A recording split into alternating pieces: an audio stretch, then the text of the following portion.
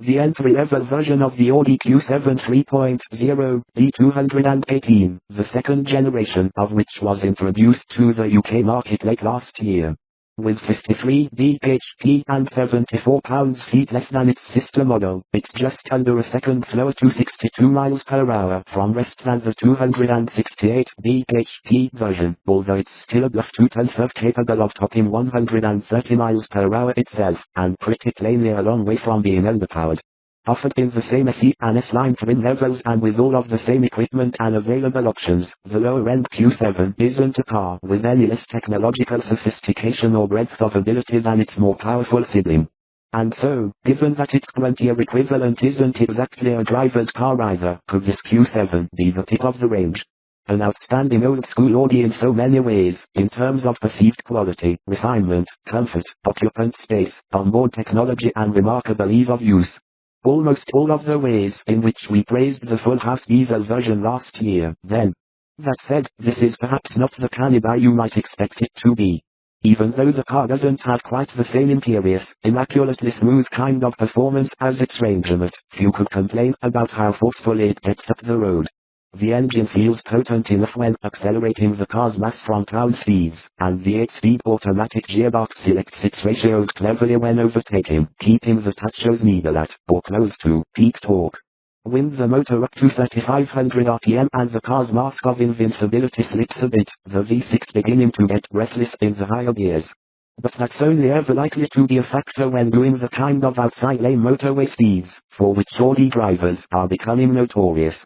Frankly, they're speeds that any right-thinking Q7 owner would seldom even approach, such is the readily apparent maturity and refinement of the car's character and the sweetness of its gait at a relaxed pace. Equip the Q7 with adaptive air suspension, as came fit into our test car, and you'll find its ride indulgently supple in comfort mode and its cabin isolation top drawer at all times. Steering is averagely light and isn't troubled by anything as potentially wearing, as contact patch feel, but it's fluent enough. Body control is respectable, and the car steers faithfully and securely, although it wavers vertically on its springs at higher speeds at times, potentially disturbing passengers, if you hurry. Cycle through the Q7's more dialed-up drive modes and you'll realize the folly of your actions quickly enough.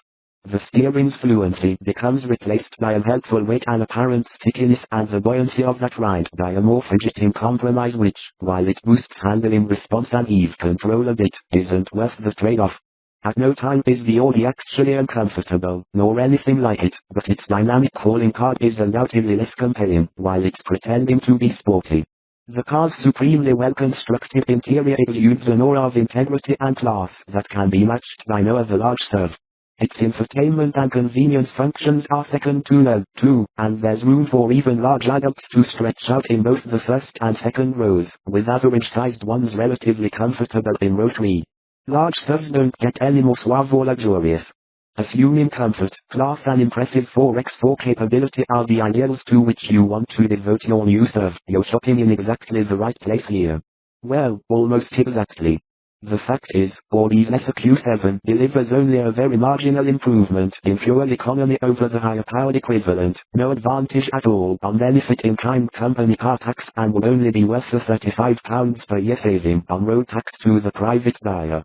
Given that the difference on showroom price between the lesser and greater diesels is less than £3,000, much of which can likely be offset against stronger residual values for the more in-demand higher output model, we'd advise that the 268 bhp Q7 is the smarter buy.